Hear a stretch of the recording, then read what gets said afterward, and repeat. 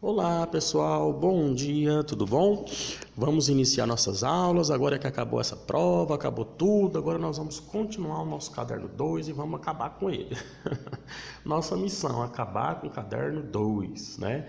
Vamos trabalhar direitinho, tem muito assunto bacana para falar aí, é um caderno muito bom. A gente está falando sobre o sangue ele é muito grande, cara, para a gente falar dele a gente precisa ir de um certo tempinho, porque tem muita coisa importante, né? O sangue é vida, o sangue ele faz parte da nossa vida, então, ou seja, inclusive a relação do sangue, a gente vê a relação até religiosa, né? O sangue na cruz, aquela coisa religiosa para quem é cristão, né? Tem uma relação. Outros povos antigos, eu sou cristão também, tá, pessoal? Outros povos antigos, por exemplo, os maias tinham uma relação com sangue, os egípcios, os gregos. Então todo mundo sabe que quando se perde o sangue, se perde a vida, né, pessoal? Então, ou seja, o sangue, ele é o elemento fundamental da vida, porque é ele que carrega a nossa vida. Ele carrega nossos alimentos, ele carrega nossos hormônios, ele carrega nossas estruturas, ele carrega tudo que o meu corpo precisa. Então, por exemplo, se eu sofro um acidente e perco muito sangue, eu posso perder a vida. Por quê? Em função do sangramento, né?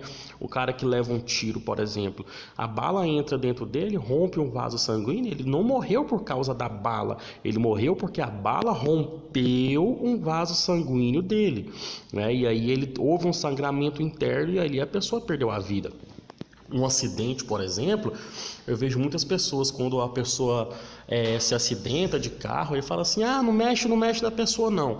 Beleza, você não pode mexer na pessoa se ela não estiver sangrando. Agora, se ela estiver sangrando, você precisa estancar aquele sangramento. A pessoa está com a perna machucada, o vaso sanguíneo dela espirrando sangue a maior distância, a pessoa tem que ir lá, interromper aquele vaso sanguíneo, tem que estancar aquele sangramento, né? Não pode deixar a pessoa sangrando. Então, ou seja, o sangue é vida. Continuando aí nosso sangue, falando sobre o nosso sangue, né? Esqueci também de falar dos vampiros, né? Vampiro também chupa sangue. Eita ferro, lasqueira. Conde Drácula aí. Eu gosto de filme de vampiro, eu acho muito massa.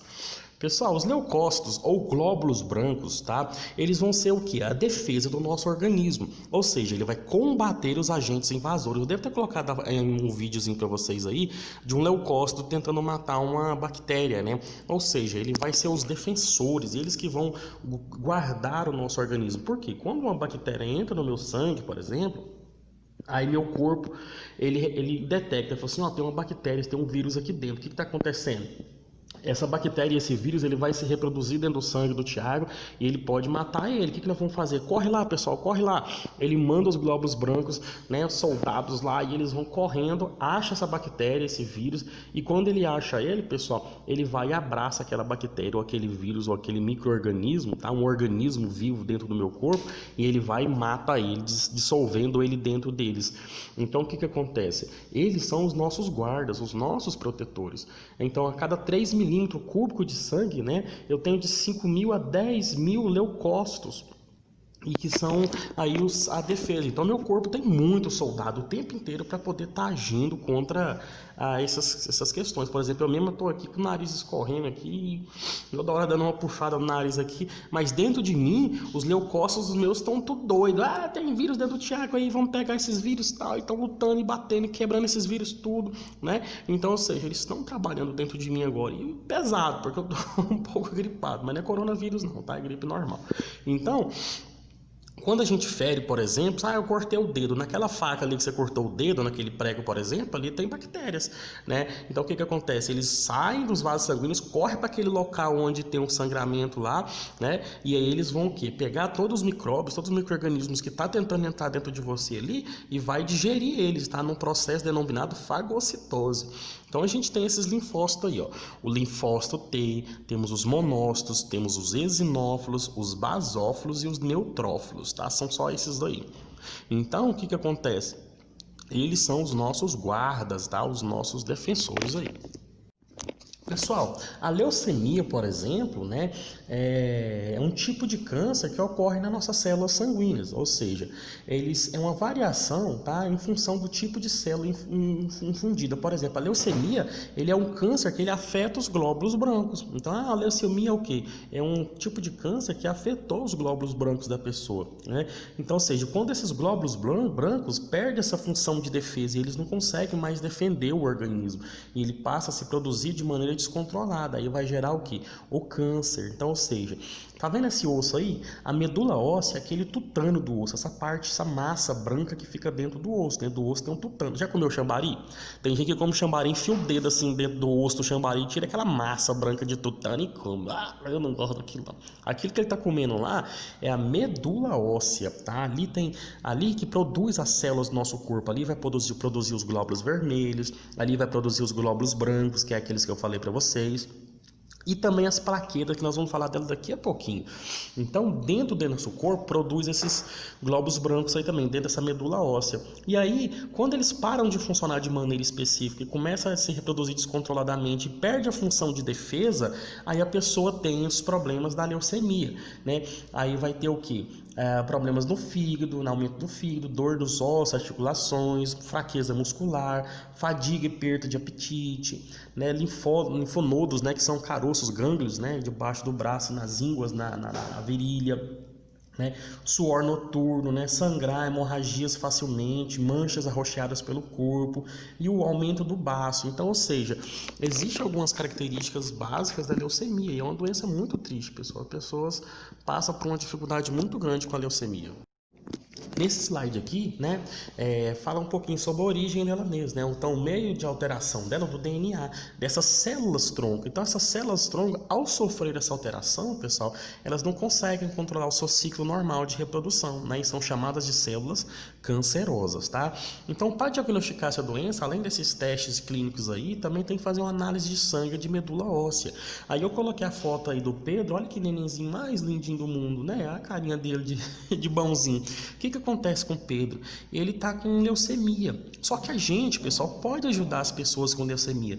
Tem um banco de doação de leucemia que eles ficam grupinho. Eu vi esses dias, só que eu estava com tanta pressa, cara, e eu não pude fazer isso, mas eu quero ainda procurar novamente para ver onde tem esse banco. Você chega lá, a pessoa recolhe um pouquinho do seu sangue, tá? E aí, o que acontece? Ele pega uma pequena amostra e aí ele coloca aquilo num banco de dados. Uma pessoa lá no Rio Grande do Sul, ou lá no Manaus, lá em Fortaleza, está precisando de uma doação de medula óssea. Aí eles compatibilizam sua medula com a dele. Primeiro ele procura na sua família. Ah, minha família aqui tal. Não deu certo, não é compatível essa medula óssea. Aí ele acha uma pessoa lá do outro lado do Brasil que é compatível. Aí você vai, doa um pouquinho da sua medula óssea, depois ela volta, ela produz novamente, é só um pouquinho que você doa. E aí, pessoal, ele injeta isso na medula óssea do Pedro. E aí você consegue salvar o Pedro, entendeu? Olha que coisa bacana. A gente consegue salvar a vida de uma outra pessoa com a doação da nossa medula óssea. Cara, isso é muito bonito. Isso aí eu acho que é, assim, é uma dádiva a gente poder salvar uma outra pessoa, poder ajudar uma outra pessoa com o nosso corpo, né? Então, ou seja, existe testes da medula óssea, a doação de células tronco. Tá bom, pessoal? Então a gente tem que ficar ligado nisso aí. Quando vocês tiverem idades e puderem fazer essa doação dessa medula óssea, faça, porque isso salva a vida das pessoas, né? Você pode salvar a vida desse bebezinho aí, beleza? Pessoal, no nosso corpo também temos as plaquetas ou trombócitos. O que é as plaquetas, né? As nossas plaquetas sanguíneas, elas são fragmentos, tá, envolvidos por uma membrana celular. Essas plaquetas aí, elas formam aí, pessoal, pequenas estruturas, fibras, né, que vão atuar na coagulação do sangue, ou seja, a quantidade ela vai variar de 150 mil a 400 mil plaquetas, né, pessoal, por cada milímetro cúbico de sangue. Então tem muita plaqueta no nosso sangue. Então o que é a coagulação sanguínea? Quando a gente machuca, corta um pedaço do dedo, vaso sanguíneo, uma perna, num acidente ou tal, né? Ou seja, a nossa pele começa a sair sangue pelo nosso corpo. Então, o nosso corpo ele tem uma defesa legal, ele forma um coágulo. Tá? Esse coágulo, olha nessa imagem aí para você ver, embaixo aí tem um coágulo, aqui a pele, o vaso sanguíneo liberando, né, rompendo aí e jogando fora o sangue. Depois o nosso corpo forma esse coágulo, que são fibras, né, de plaquetas ativas que vão fechar esse buraco aí, evitando que o nosso sangue vai tudo embora, né? Então assim, ou seja, forma aquela casca da ferida. Olha o nosso colega que estava andando de moto aí, caiu aí, tanto que o cara ralou. Isso aí deve doer na hora de tomar banho, Deus me livre. Então o que é o coágulo? O coágulo, pessoal, é quando forma esse material, quando forma é como se fosse uma fita adesiva do nosso corpo interno, entendeu? Então tipo assim, se isso não existisse e a gente, por exemplo, cortasse o dedo, a gente ia sangrar até morrer, porque não ia estrancar nunca. Então você já viu quando você corta o dedo, você não vai lá e põe um paninho lá em cima, lá, um papel, e fica lá apertando. Quando passa daqui uns 2, 3 minutinhos, você já pode soltar que ele já estancou o sangramento, né? Então isso é importante, tá bom? Agora, quando o corte é muito profundo, que rompe uma veia, uma artéria que é um vaso grosso, aí é difícil o pessoal fazer essa contenção. Aí somente tem que amarrar pega um cinto, uma corda por exemplo, a pessoa cortou o joelho fundo e tá vazando sangue, muito sangue mesmo, e não dá para estancar, passa assim um cinto para cima um pouquinho do joelho e aperta e estanca aquele sangramento. Agora, se for um corte pequenininho, coloca um pano, ele vai se estancar facilmente. Pessoal, a hemofilia, né, é quando os vasos sanguíneos sofrem essa lesão, ele tende a estancar. Mas a hemofilia é um problema que as pessoas têm, que elas não têm essas fibras no corpo dela. Então essas fibras que formam esse coágulo, que tampa, essa pessoa não produz. Então o que acontece? Essas pessoas, pessoal, se elas sofrem um corte no dedo, ela fica sangrando até morrer. Ou seja, as pessoas elas têm a dificuldade de coagulação. Então o que acontece? As pessoas com hemofilia, que é comum, hemofilia não é uma doença tão rara assim não. Algumas pessoas têm, elas têm que tomar um super cuidado ao andar na rua, ao se acidentar, ao andar de moto, de carro, porque se elas sofrerem cortes, se elas sofrerem lesões, dificilmente elas vão conseguir fazer o estancamento, mesmo colocando um pano, mesmo segurando ali. Por quê?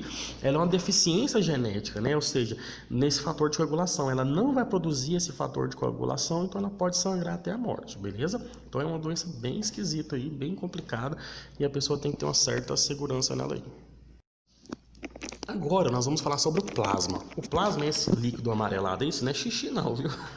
Isso é o plasma sanguíneo. Pessoal, o nosso sangue ele é formado por vários elementos. O plasma ele é formado pelos glóbulos brancos, pelos glóbulos vermelhos, pelas plaquetas e pelo plasma sanguíneo. Então o plasma ele é a maior parte do nosso sangue, ele é formado de 55% do volume do nosso sangue é formado por plasma, que é esse líquido amarelo aí, tá bom? Então 45% do restante são as células sanguíneas, aí vai ser os eritrócitos, eosinófilos, plaquetas, glóbulos brancos, glóbulos vermelhos, beleza? Então o nosso corpo, ele tem o nosso plasma, beleza? E ele é formado e composto por 93% do plasma de água, ou seja, eu preciso beber muita água para poder o meu corpo estar equilibrado, né? Ou seja, eu tenho a quantidade de plasma no meu sangue. Então, ou seja, pessoal, as pessoas elas têm necessidade de beber até 5 litros de água por dia, tá bom? Tem que beber água, pessoal, evita pedra nos rins, aumenta o nosso plasma sanguíneo, melhora a qualidade de vida. Então, água é vida, cara, tem que beber água. Eu não bebe refrigerante, não, é água, tá, pessoal? Beber água, tá bom? Então por isso é importante aí manter essa hidratação do nosso corpo. Nesse plasma também ele vai ter glicose, proteína, hormônios, vitaminas, gás carbônico, sais minerais, aminoácidos, lipídios, então vários elementos. Então essa é a formação do nosso plasma. Quando a gente põe ele numa máquina chamada de centrífuga, uma máquina que fica girando assim, aqueles tubinhos de ensaio, ele separa direitinho, aí a gente consegue ver o plasma, igual tá aí nesse tubinho aí, ó. O plasma amarelinho, os glóbulos brancos, os glóbulos vermelhos, a gente consegue identificar, né, quando faz a separação. Beleza, pessoal? Então tem pessoas que chegam muitas vezes no hospital e ele precisa de receber o sangue, outras vezes ele precisa só do plasma sanguíneo, entendeu? Então isso difere de pessoa em pessoa. Bacaninha, pessoal. Agora tem os exercícios aí do final do livro, do nosso capítulo, que para vocês fazerem em casa como tarefa de casa, beleza?